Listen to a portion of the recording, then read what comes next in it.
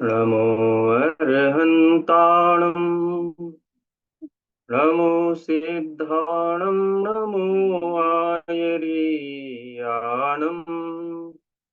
नमो वज्रायाणं नमो लोये सवसाहूणम्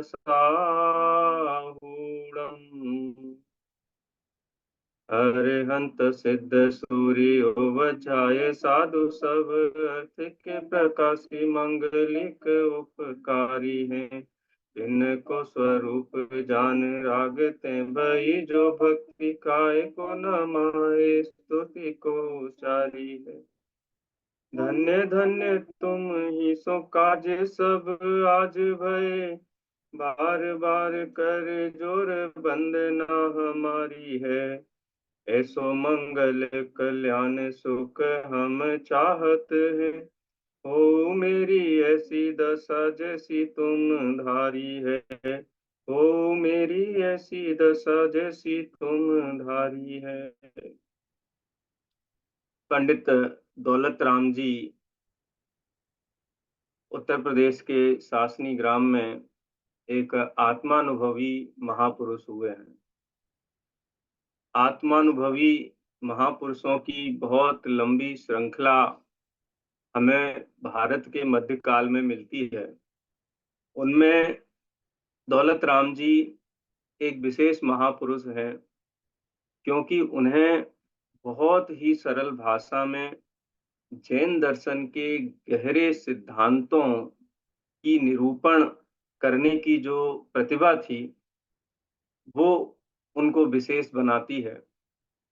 जैन समाज में सबसे ज्यादा प्रचलित यदि कोई ग्रंथ है जिसको आबाल वृद्ध सभी बड़ी रुचि से, बड़ी चाव से पढ़ते हैं, उस ग्रंथ का नाम छह डाला है। लेकिन छह डाला कोई सरल ग्रंथ होने की वजह से कोई साधारण ग्रंथ की श्रेणी में रखा जाए ऐसी बात नहीं है। बहुत अद्भुत ग्रंथ है, क्योंकि जिन शासन में जो तत्व का निरूपण है, जो वस्तु स्वरूप की चर्चा है,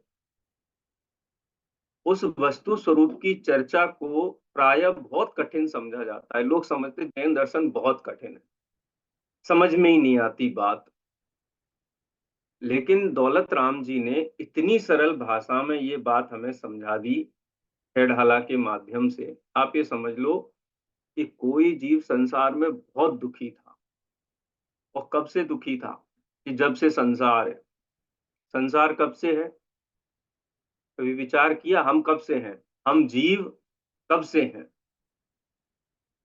कोई आदि नहीं है इसका, अनादि काल से हैं। क्योंकि जगत में जो भी वस्तुएं हैं, जो भी सत्तावान पदार्थ है, वो अनादि काल से है, किसी ने बनाया नहीं। ये बनाने की जो थ्योरी है, ये तो सारी झूठी है। जब तक हम विचार नहीं करते तब तक हमको लगता है किसी ने बनाया है, किसी ने किया है, कोई बनाता है? जैसे फिल्म देखते हैं ना, शुरू होती है खत्म हो जाती है, ऐसे जीव ईश्वर ने बना दिया, किसी ने बना दिया, और बनाने के बाद में उसको क्या डोरी बांध ली और डोरी से नचाया। है, हम सुनते भी ऐसे ही हैं। है, ऊपर वाले की हाथ की कठपुतलियां हैं। ऐसा नहीं है, ऐसा वस्तु का स्वरूप नहीं है। ये कहने सुनने में जगत में आता है, लेकिन वस्तु का सच्चा स्वरूप तो यह है कि जगत में किसी ने कोई वस्तु बनाई नहीं है। सारी वस्तु स्वयं अपनी सत्ता से विद्यमान है। तो हम भी एक वस्तु है ना, जीव वस्तु, जानने देखने वाली वस्तु है। कब से हम, हमारी आयु कितनी है? कभी विचार किया? हमारी आयु है अनादि काल। हमारी आयु उतनी है जितनी आदिनाथ भगवान की आयु है। हमारी आयु उतनी है जितनी 24 तीर्थंकरों की आयु है।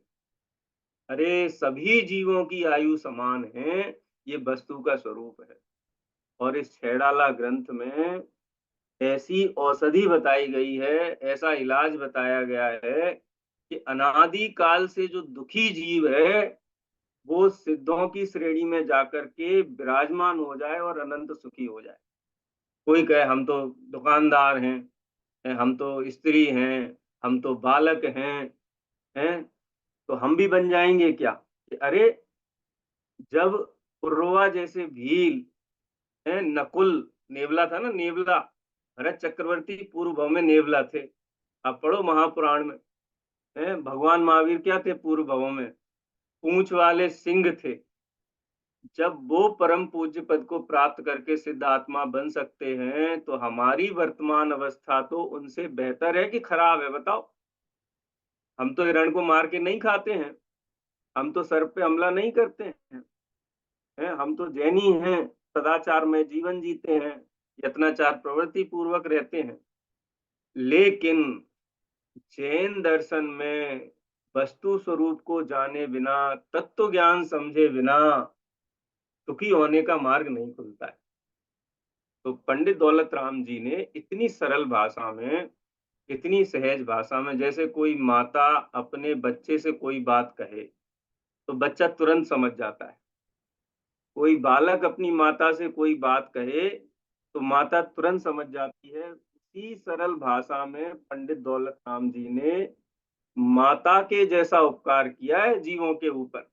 है, जिनवाणी माता को इतनी सरल भाषा बना करके प्रस्तुत किया है कि सबको सहज ही, सरल तरीके से ही तत्व ज्ञान हो जाता है। तो ऐसा ही सरल ग्रंथ छह डाला है। इसकी चर्चा, इसका स्वाध्याय हम सब मिलकर के करेंगे। ऐसा नहीं सोचना कि मैं कोई प्रवचनकार हूं और आप सुनने वाले हैं। ये तो हम सब परिवार के लोग हैं, एक ही परिवार के लोग हैं। कौन से परिवार के हैं? पाणे परिवार के नहीं ठाकुर परिवार के और पवैया परिवार के नहीं। जीव परिवार है। जीव, जीव परिवार, ज्ञाता दृष्टा जानने देखने वाले सभी जीव जीव परिवार के हैं।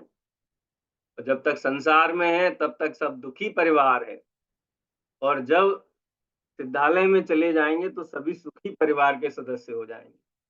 तो ज्ञान परिवार के सभी सदस्य दुखी परिवार को छोड़ करके सुखी परिवार में कैसे सम्मिलित हों, उसके लिए छह डाला कि अपन अभ्यास करेंगे, कि चर्चा करेंगे। बहुत सरल है। सरल है ये मैं कह रहा हूं, इतनी बात नहीं है। आप पढ़ेंगे तो आप ये स्वयं महसूस करेंगे। अच्छा, सरल है तो इसमें कोई कम बात आई है, ऐसी बात भी नहीं है। जो बात समय सार में है, जो बात आचार्य कुंद कुंद देव ने पंच परमागम में कही है, जो बात आचार्य समंत भद्र देव ने रत्नकंड श्रावकाचार में कही है जो बात है केवली भगवान अपने ज्ञान में देखते हैं और उसमें से सार निकाल करके जीवों को सुखी होने का मार्ग बताते हैं, वो ही बात छह डाला में है। क्योंकि आगे आप देखेंगे, जब दौलत राम जी कहेंगे कि ये बात कहाँ से आई, दौलत राम जी के घर की बात तो है नहीं। तो अपन इतनी ही भूमिका के साथ में बीच बीच में थोड़ा दौलत राम जी के परिचय पर भी चर्चा करते जाएंगे, छह डाला की विषय वस्तु पर भी चर्चा करते जाएंगे, और एक एक छंद पर भी चर्चा एक एक करके अपन करते जाएंगे। जैसा कि ग्रंथ का नाम है छह ढाला। छह माने सिक्स, और ढाल किसे कहते हैं? ढाल का प्रयोग कौन करता है? कि जब हम युद्ध भूमि में जाते हैं तो कोई हमारे ऊपर हमला करे तो हम कैसे अपनी रक्षा करेंगे? ढाल से रक्षा करेंगे। संसार में जीव को कोई चीज दुखी करे, कोई परेशान करे, तो जीव अपनी रक्षा कैसे करे? इन छह ढाला के माध्यम से अपनी चर्चा करे। आवाज पहुंच रही है ना सबके पास में? आ रही है ना? ठीक है, मैं ये मान के चल रहा हूँ आवाज पहुंच रही है। अगर कुछ होगी समस्या तो अपन बाद में इसका निराकरण कर लेंगे। सब मुख मुद्राएं सबकी दिखाई दे रही हैं यहाँ से, और चेहरा देख करके लग रहा है कि आपको सुनाई दे रही है बात। ठीक है, वीडियो ऑन रखना सभी लोग, क्योंकि सब परिचित है। मैं पूछूंगा, चर्चा करेंगे अपन, और चर्चा करके पूरा छह डाला ग्रंथ का सामूहिक स्वाध्याय अपना चलेगा। ठीक है? हाँ, आवाज आ रही है ना बराबर? चलो, छह डाला में कितनी ढाल हैं? छह ढाल हैं। छह संख्या है, इसलिए छह शब्द लिया है। और ढाल शब्द क्यों लिया है? क्योंकि ये छह की छह ढाल समझने से जीव के जो दुख हैं, परेशानियां हैं, ये दूर होती हैं। कब दूर होती हैं? कि जब मोक्ष में जाएंगे तब दूर होंगे? नहीं। जितना समझते जाएंगे उतना उतना दुख दूर होता जाएगा। जब समझेंगे तब दुख दूर होगा। जैन दर्शन में, जैन धर्म में उधार का काम नहीं है, नगद का काम है। जितनी बात समझेंगे उतना अंदर में कसाय भाव कम होगा, और जितना जितना कसाय भाव कम होगा उतना उतना जीव सुखी होता जाएगा। तो हम इस छह डाला ग्रंथ के माध्यम से उस तत्व ज्ञान को, उस जैन धर्म को, 24 तीर्थंकर जिस मार्ग पर चल करके सुखी हुए हैं, उस मार्ग को समझेंगे। छह ढाला का एक मैं परिचय भी आपको दे देता हूँ। छह ढाल हैं। पहली ढाल में क्या है? तो पहली ढाल में हमारी कहानी है।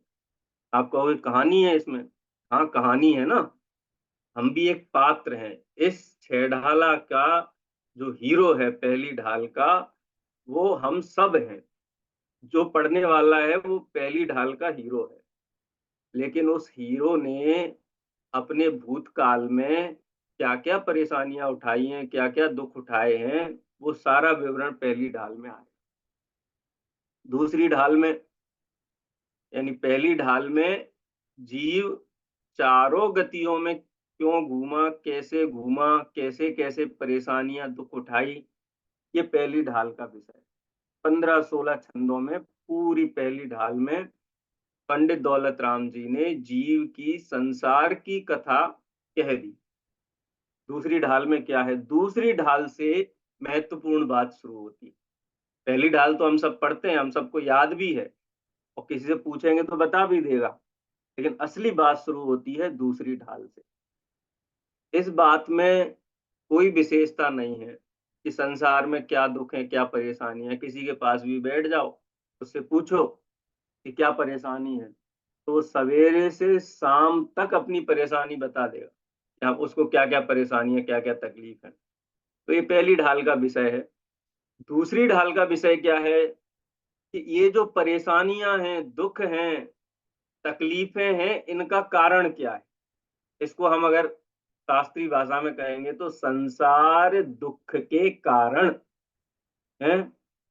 कोई कहे कि हम बीमार क्यों होते हैं, तो उसका उत्तर दूसरी ढाल में आएगा। हमको नुकसान क्यों होता है जीवन में, दूसरी ढाल में उत्तर आएगा। है हम मनुष्य छोड़ करके नरक गति जाएंगे कि देव गति जाएंगे, हैं कि त्रियंच गति में जाएंगे, कहाँ जाएंगे, इसका उत्तर आपको दूसरी ढाल में मिलेगा। वहां कारणों की चर्चा है। ये जीव संसार में क्यों भटकता है, किस गति में क्यों, किस कारण से जाता है, दुखी क्यों है, ये सारी चर्चा कौन सी ढाल में आएगी? दूसरी ढाल में। अच्छा, संसार में रहना कोई गौरव की बात तो है नहीं, कोई अच्छी बात नहीं है संसार में रहना, है? आशीष, है रिंकू, आती है बात ख्याल में? है कठिन नहीं है ना? हाँ। तीसरी ढाल में क्या चर्चा है? कि ये जो तकलीफें हैं, संसार के जो दुख हैं, ये दुख दूर करने की का उपाय क्या है? ये तीसरी ढाल का विषय है। जीव दुखी है तो क्यों है, दुख का अभाव करके सुखी कैसे होगा, ये तीसरी ढाल का विषय है। जब जीव को सुख की मार्ग, सुख का सच्चा मार्ग, सच्चा उपाय जब मिल जाता है, तब उसके जीवन में क्या परिवर्तन आते हैं, उसका जीवन कैसे पवित्र हो जाता है, उसका जीवन कैसे पूज्य हो जाता है, सारा जगत उसकी प्रशंसा करता है। हम करते कि नहीं प्रशंसा? ज्ञानियों की प्रशंसा करते हैं, सदाचारियों की प्रशंसा करते हैं। तो ज्ञानी सदाचारी घर में रहते रहते कैसे पवित्र हो जाता है, इसकी चर्चा चौथी ढाल में, यानी कि श्रावक के व्रतों की चर्चा। श्रावक का जीवन कैसा होना चाहिए और क्यों होता है ऐसा जीवन? करना नहीं पड़ता। जैन धर्म में कुछ भी करने की जरूरत नहीं है, सबको छूट है। कुछ करने का नाम जैन धर्म नहीं है। हमने ये छोड़ दिया, आलू छोड़ दिया, प्याज छोड़ दिया, रात को छोड़ दिया, इतने बजे उठते हैं, इतने बजे बैठते हैं, ऐसा करते हैं, इसलिए हम जैन नहीं। जैन धर्म नाम है समझ का। जितना आप समझते हैं, आपके जीवन में स्वतः परिवर्तन आते हैं। और जैन दर्शन में, जैन धर्म में उन्हीं परिवर्तनों को धर्म कहा गया है जो अपने आप आते हैं। जो खींच-खींच के लाए जाते हैं वो जैन धर्म नहीं है। वो तो संसार मार्ग का ही वर्णन है। संसार मार्ग में मायाचार के परिणाम से ख्याति के लिए, लौकिक लाभ के लिए सारे संसार हमारी प्रशंसा करे, देखो ये तो बढ़िया है, मंदिर जाते हैं, जमीकंद नहीं खाते हैं। ऐसी प्रशंसा के लिए जो बाह्य आचरण को सुधारता है, उसका बाह्य आचरण से कोई लाभ नहीं। ये तो जीवन शैली है, आपने समझा और आपके जीवन में परिवर्तन आया। तो जो सुख के सच्चे मार्ग को समझते हैं, उनके जीवन में कैसे परिवर्तन आता है, किस-किस प्रकार से वो सावधान हो जाते हैं, इसकी चर्चा चौथी ढाल में है। लेकिन उस सुख के मार्ग वर्ग के लिए बैठता है कि बोलते हैं नहीं, ये दुकान में जो चीज़ हम बेचते हैं ना, हम तो इसकी फैक्ट्री डालेंगे। हम तो इसका बड़ा-सा कारखाना डालेंगे। ये छोटी-मोटी दुकान से हमारा काम नहीं चलता है। तो हम इसका ऐसा कारखाना डालेंगे कि हम बैठे रहेंगे और सारा का सारा व्यापार ऑटोमेटिक चलता रहेगा। तो ऐसे ही ज्ञानी श्रावक ऐसा सुख का बड़ा रूप, बड़ा मार्ग, मुनि मार्ग ढाल में कैसे कैसे मुनि बनने का भाव श्रावक के अंदर प्रबल होता है। जितने भी हमारे तीर्थंकर हुए, जितने भी ज्ञानी हुए, वो मुनि दीक्षा धारण करते हैं। तो मुनि दीक्षा क्यों धारण करते हैं? क्योंकि उनके अंदर प्रचंड वैराग्य होता है। वैराग्य का मतलब कोई दुखी होना नहीं होता है, रोना-धोना नहीं होता है। वैराग्य का मतलब होता है वस्तु को सही ढंग से समझ लिया, हैं? देखो एक आपको दृष्टांत देता हूँ। जैसे हम हैं, हम इसलिए दुखी हैं कि देखो अब तो उम्र निकल गई 30, 40, 45, 50 साल के हो गए। अब कितने साल और रहेंगे हम? 10-20 साल और रहेंगे। हम इतना-इतना मेहनत करते हैं, कमाते हैं, घर, मकान, बिल्डिंग और सोना, चांदी, वस्त्र इतना इकट्ठा करते हैं। इसका उपभोग कब तक कर पाएँगे? जब तक देह है तब तक कर पाएँगे। देह नहीं रहेगा फिर? उसके बाद में ऐसा ही घर मिलेगा जो बनाया हमने मेहनत से, हैं? यही वस्त्र, यही साधन सामग्री सब मिलेगी कि नहीं मिलेगी, देह नहीं रहेगी तो? कुछ नहीं मिलेगा। तो इस वस्तु का स्वरूप विचार करके क्या मन में आता है कि हमको तो ऐसा घर बनाना है परमानेंट वाला, टेम्परेरी घर नहीं बनाना। हमको तो ऐसी व्यवस्था बनानी जो परमानेंट हो। तो श्रावक ये विचार करता है हमको तो परमानेंट सिद्धालय में जाकर के ही बैठ कर के सुखी होना है, हमको वही परमानेंट व्यवस्था बनानी है। तो इसलिए परमानेंट काम करने के लिए मुनि दीक्षा धारण करने का भाव आता है। 6वीं 5वीं ढाल में तो ऐसा कहते हैं पंडित दौलत राम जी कि जैसे ही 12 भावना भाता है जीव, तो उसको ऐसी सुख की लहर छूटती है, इतना प्रसन्न हो जाता है, इतना हर्षित और उत्साहित हो जाता है, एक क्षण भी संसार घर गृहस्थी के काम में नहीं रहना चाहता। निर्ग्रंथ होकर के, निवृत्त होकर के मुनि दीक्षा धारण, इतना प्रबलता चाहिए, इतना हर्ष का आवेग चाहिए, इतना प्रसन्नता का आवेग चाहिए मुनि दीक्षा के लिए। ऐसा नहीं कि व्यापार में घाटा हो गया करोड़ों रुपए का तो बोले क्या करूं मुनि बन जाते हैं। और उनको मुनि थोड़ी ना बोलते, वो तो नट हैं। अरे मुनियों की बहुत पूजा होती है, सारा जगत उनके चरणों में धोख देता है। अरे अपन भी ऐसे ही मजे करेंगे, सब सारे अपने झुक जाएंगे। अरे इसके लिए मुनि थोड़े ना बनते। यदि मुनि संसार को नवाने के लिए बनता कोई, तो मुनिराज ऐसे शिखर पे जाके तपस्या नहीं करते कि जहां कोई दूसरा खड़ा नहीं हो सके। आप गए हो ना चंद्र प्रभु भगवान की टॉप पे, हैं? शिखर जी की यात्रा की है कि नहीं की है? हैं? ऐसी टॉप पे क्यों गए? अरे उनको दूसरा कोई चाहिए ही नहीं, किसी से पूजा नहीं चाहिए। तो इसलिए मुनि नहीं बनते हैं। अपने सुख के लिए, हैं? अपने परम पद सिद्ध पद के लिए ऐसी निर्गंत आराधना होती है, सहज होती है, सुख के साथ होती है। अरे गृहस्थ जीव, ज्ञानी जीव होते हुए भी वो दुखी है, वो और सुखी बनना चाहता है। तो मुनि अवस्था सुख रूप है, तो मुनि अवस्था में जाता है। और मुनि भी ये 5वीं ढाल का विषय है कि कैसे विचार करके मुनि बनता है। वो विचारों की चर्चा 5वीं ढाल में। उसके बाद अंतिम ढाल है 6वीं ढाल कि जो निर्ग्रंथ अवस्था है, मुनि अवस्था है, उसका कैसा बाह्याचरण होता है और वो बाह्याचरण क्यों होता है, क्यों 28 मूल गुणों का पालन होता है, उसका क्या कारण है, वो छठवीं ढाल का विषय है। और अंत में कैसे स्वरूप में समा करके जीव राग और द्वेष से बिल्कुल मुक्त हो जाता है और देह का अभाव करके अशरीरी होकर के सिद्धालय में विराजमान हो जाता है और रहे हैं अनंत अनंत काल, और ऐसे अनंत काल के लिए सुख रूप अवस्था में विराजमान हो जाते हैं। पूरी 6 डाला का विषय है। ठीक है। अपन चर्चा करेंगे, मैं बाद में सबको अनम्यूट भी करूंगा, प्रश्नोत्तरी भी अपन करेंगे। ये कोई औपचारिकता नहीं है, ये हम लोग कैसे जैन धर्म को समझें और इस समझ से हमारे जीवन में परिवर्तन आए, हम सुखी हों, हैं, हमारे दुख है वो अनंत काल के लिए मिट जाए। आप पुराण पढ़ो, पुराणों में पता है कथाएं आप पढ़ोगे, जैसे आदिनाथ भगवान की पूर्व भव की कथाएं पढ़ो, तो श्रेयांश राजा हों कि भरत चक्रवर्ती हों कि बाहुबली हों कि उनकी पत्नी यशोवती और नंदा हो, नंदा सुनंदा भी बोलते हैं, ब्राह्मी सुंदरी, ये पूर्व भवों में 10-12 भवों की भी कथा आती है ना, ये भव भव में साथ में ही चलते हैं। कभी कोई मंत्री रहता है, कभी कोई पुत्र रहता है, कभी कोई सेनापति बनता है, कोई उनके कोई हस्तशाला में हाथी रहता है, कोई घोड़ा रहता है, माने त्रियंच और मनुष्य गति, कभी देव गति में सब एक साथ चले जाते हैं। तो ऐसे ही ये जो होता है ना, क्या बोलते हैं, रिश्तेदार, ये रिश्तेदार भी भाव भाव में मिलते हैं। ऐसा नहीं हम पहली बार मिल रहे हैं यहाँ सभी, भाव भाव में मिले तब आके यहाँ संयोग होता है। अजनबियों से मुलाकात नहीं होती भाव भावों में, है कभी एक साथ समीकंद में भी रहे होंगे। दो इंद्री बने होंगे, एक ही बिल में चीटी बन के भी रहे होंगे।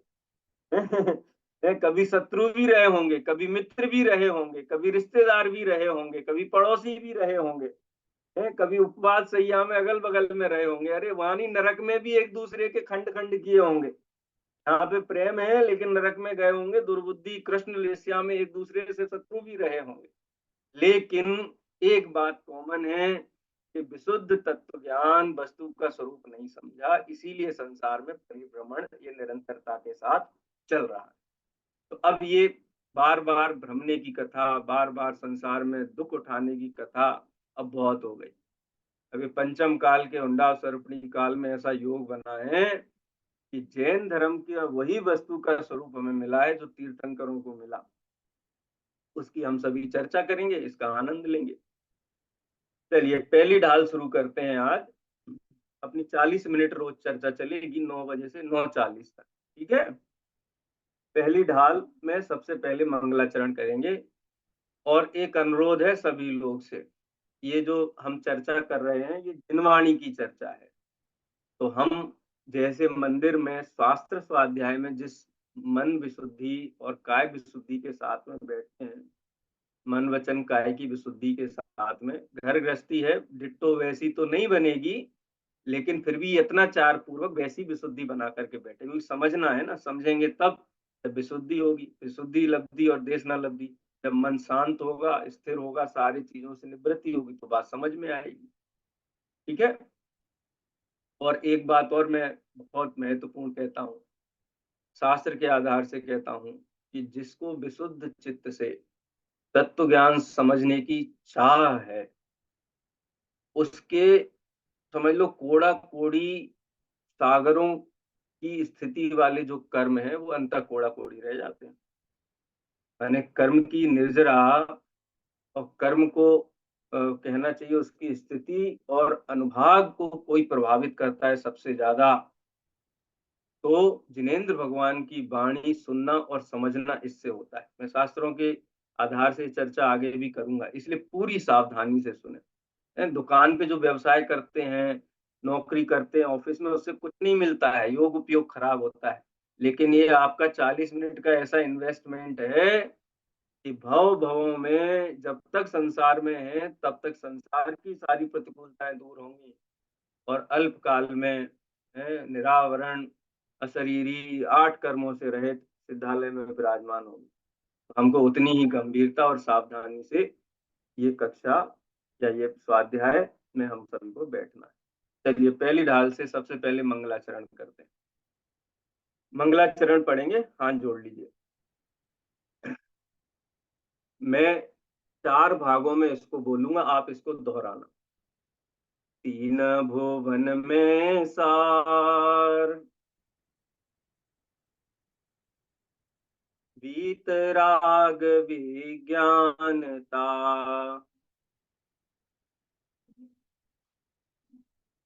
शिव स्वरूप शिवकार, नमहु त्रियोग संहारिके।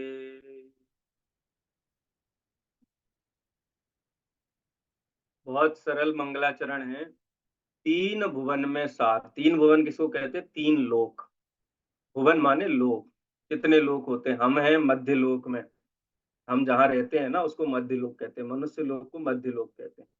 एक लोक इसके ऊपर है और एक लोक इसके नीचे है। जो ऊपर है वो ऊर्ध्व लोक है और जो नीचे है वो अधोलोक है। ऊपर क्या है? ऊपर ज्योतिष मंडल है, बेमान है, 16 स्वर्ग हैं, उनके ऊपर 9 ग्रहव्यक हैं, उनके ऊपर 9 अनुदिश हैं, उनके ऊपर 5 अनुत्तर विमान हैं और उसके ऊपर सिद्ध शिला है। यानी यहाँ से 7 राजू ऊपर विस्तार में ऊर्ध्व लोक है। और नीचे क्या है?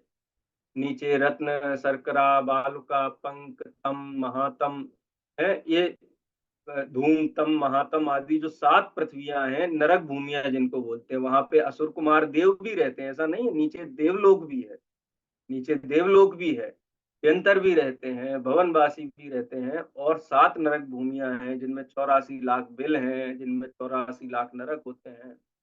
नीचे और भी जाओ तो नित्य निगोद है। ऐसे 7 राजू नीचे। ठीक है। अच्छा, ये क्यों कहा तीन भुवन में सार? तो पंडित साहब ये कह रहे हैं कि मध्य लोक में, ऊर्ध्व लोक में और अधोलोक में जितने भी जीव सुखी हैं, तो उनके सुख का एक ही कारण है। वो कारण है वीतरागता और विज्ञानता। वीतरागता माने जितना कसाय राग द्वेष की कमी है उसी से उनको शांति है। अरे 7वें नरक का नारकी भी सुखी है, आपको पता है? इससे सुखी है कि वो उसमें भी उतनी ताकत है कि वो वीतरागता का अंश प्रकट कर सके। दौलत राम जी ने ये भजन लिखा है?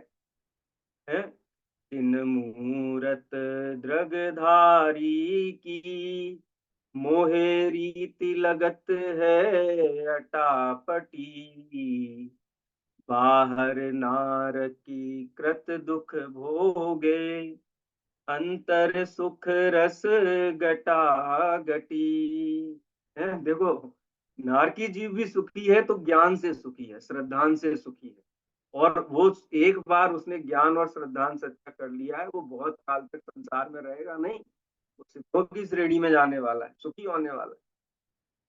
और स्वर्ग का देव भी यदि सुखी है तो भोगों के कारण सुखी नहीं है, भोगों से तो जलता है। भोग तो है, आगे आएगा इसी में, डाला में ही है। वहां पर तो दाव विषय चाह दावानल दयो, कि विषय की इच्छा रूपी दावानल जंगल की आग लगी हुई है और 24 घंटे उसमें तड़पता है। लेकिन अगर सुखी है, सम्यक दर्शन के कारण सुखी है, तत्वाभ्यास के कारण सुखी है, वीतरागता के कारण सुखी है, वीतरागता का अंश जो प्रकट हुआ है और सम्यक ज्ञान प्रकट किया है उसके कारण सुखी है। और हम, अच्छा, हम हमको बहुत बेचैनी हो जाती कभी कभी है, कुछ ऐसा हो जाए कि बिल्कुल डिस्टर्ब हो जाए अपन, मानसिक रूप से शारीरिक रूप से, ऐसा लगता है अरे बहुत बहुत बहुत बीमार हो गए, नुकसान हो गया, किसी ने कुछ कह दिया, किसी से झगड़ा हो गया।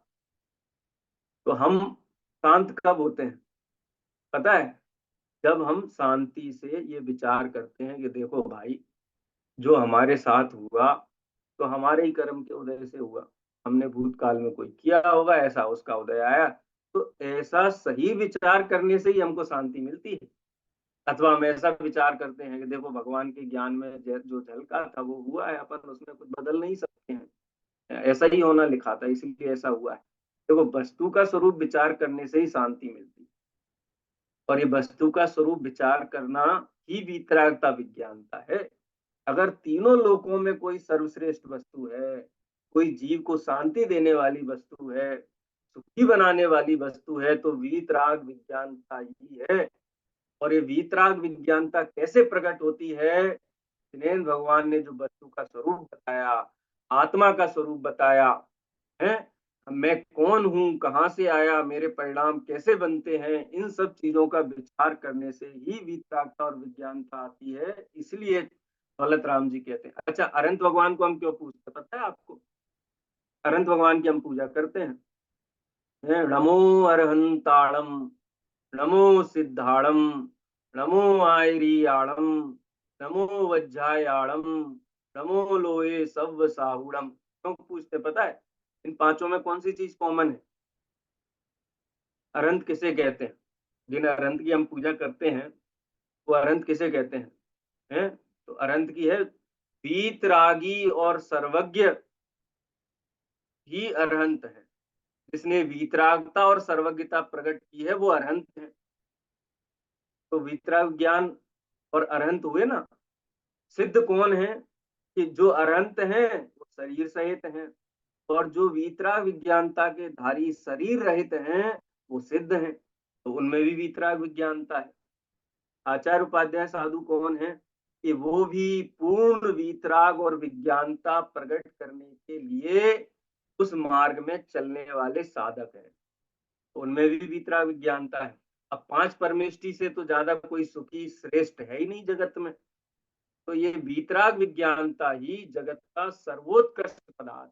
अगर आपको सुखी होना है तो आप भी वीतराग विज्ञानता प्रकट करिए। अरे महावीर भगवान को सुखी होना था तो उन्होंने भी वीतराग विज्ञानता प्रकट की। तो इसलिए यहाँ का तीन भुवन में सार वीतराग विज्ञानता। अच्छा, ये हम प्रकट कर सकते कि नहीं कर सकते वीतराग विज्ञानता है? हमको लगता है कि कोई ये है वो कहानी चल रही है, एलिस इन वंडरलैंड है, कोई स्वप्न कथा चल रही है। अरे स्वप्न कथा नहीं है। आप विचार करना, जितना आप वस्तु स्वरूप का विचार करते हैं, सर्वज्ञता का विचार करते हैं, उतनी जीवन में शांति है। और जितना इससे दूर रहते उतनी अशांति। अरे कोई भोजन नहीं होने से दुखी, भोजन नहीं मिलने से दुखी नहीं होता संसार में है। रोग होने से कोई दुखी नहीं होता है। कोई शरीर पे पत्थर गिरने से कोई दुखी नहीं होता है। यदि भोजन न मिलने से दुखी होते तो आदिनाथ मुनिराज, आदि कुमार मुनिराज 1 वर्ष तक उनको 6 महीने तो प्रतिमा योग में रहे, आहार लेने का भाव ही नहीं आया, और 6 महीने तक आहारचर्या के लिए गए और आहार नहीं मिला तो भी सुखी थे। हैं? सुखी किससे थे? तीन कसाय चौकड़ी का जो राग द्वेष है उससे रहित होने से, भीतरागी होने से सुखी थे। और स्वर्ग के देवों को तो सब मिलता है, भोजन भी मिलता है, भोगुमीय जीवों को सब मिलता है, लेकिन वो दुखी है, सुखी नहीं। इसलिए वीतराग विज्ञानता ही तीनों लोकों में सर्वोत्कृष्ट है, सारभूत है। और जिनके जीवन में ये प्रकट करने की भावना भी है वो भी सुखी है जी। भले ही प्रकट नहीं है, लेकिन जो इसको समझना चाहते हैं, इसको प्रकट करने की भावना रखते हैं, वो भी सुखी है। क्यों है ये सार? उसका हेतु दिया, 2 कारण बतलाए उन्होंने। अगली लाइन में देखो, शिव स्वरूप, क्योंकि वीतराग विज्ञानता ही कल्याण स्वरूप है। शिव का मतलब होता है कल्याण, शिव का मतलब होता है पूर्ण सुख, शिव का मतलब होता है मुक्ति मोक्ष, शिव का मतलब होता है परमात्म पद, परमात्म पना। क्योंकि वीतराग विज्ञानता ही शिव स्वरूप है, परमात्म स्वरूप है, मोक्ष स्वरूप है, सुख स्वरूप है, मुक्ति स्वरूप है। बंधन से कोई छुड़ाने वाला है तो वीतराग विज्ञानता है। तो ये शिव स्वरूप है। और शिवकार, शिव को करने वाला, वर्तमान में तो कल्याणकारी है ही। यदि जीव मुक्त होगा, सुखी होगा, तो भी इसी वीतराग विज्ञानता से ही होगा। इसलिए पंडित जी साहब, पूरी 6 डाला में इस वीतराग विज्ञानता के अभाव में जीव कैसे दुखी था और वीतराग विज्ञानता प्रकट होने पर जीव कैसे सुखी हो जाता है, यही चर्चा पूरी 6 डाला में करने वाले। उन्होंने यहाँ सेट कर दिया। हम किसकी चर्चा करेंगे 6 डाला में? क्या समझेंगे? वीतराग विज्ञानता। वीतराग विज्ञानता किसका गुण है, कहां से आता है? अरे जीव ही वीतराग विज्ञान स्वरूप है। हम में से हर जीव परमात्मा है। सोना मिट्टी में से नहीं निकलता है, खदान में सोना पड़ा होता है, इसलिए सोना निकलता है। अगर खदान में से सोना निकलता, खदान में से मिट्टी में से सोना बनता, मिट्टी सोने रूप परिणमित हो जाती, तो कहीं से भी सोना निकाल लो। फिर ये वीतराग विज्ञानता हमारे गुण हैं, ये वीतराग विज्ञानता हमारी विशेषता है, लेकिन हम इस विशेषता को पहचानते नहीं है, इसलिए इससे विमुख हैं। और जब हम इसको पहचानेंगे तो हम इसको प्रकट कर पाएंगे। इसलिए पंडित जी साहब, अगर किसी को उनको नमस्कार करने का भाव आता है तो वो इस वीतराग विज्ञानता को ही नमस्कार करते हैं। कैसे नमस्कार करते हैं? नमोहु त्रियोग संहार के, मन वचन और काय, ये 3 योग हैं।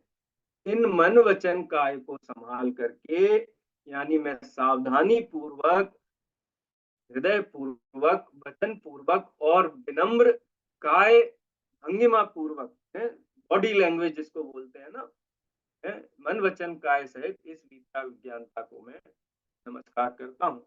संक्षेप में इसका अर्थ हुआ। किसी को यदि कुछ कहना हो तो सबको अनम्यूट करने का हम परमिशन दे दो। 1 मिनट का समय है, उसके बाद अपन जिनवाणी स्तुति करके क्लास को विराम देंगे। ठीक है, 9 बजे से 9:40 तक रोज कक्षा चलेगी, ठीक है। और वीडियो सभी खोल के रखेंगे तो मैं सबसे पूछता भी जाऊंगा बीच बीच। ठीक है, चलो जिनवाणी स्तुति करेंगे, हाथ जोड़ लीजिए सभी। जावाणी के ज्ञान ते तुझे लोकालो, तो वाणी मस्तक न सदा देता हूँ।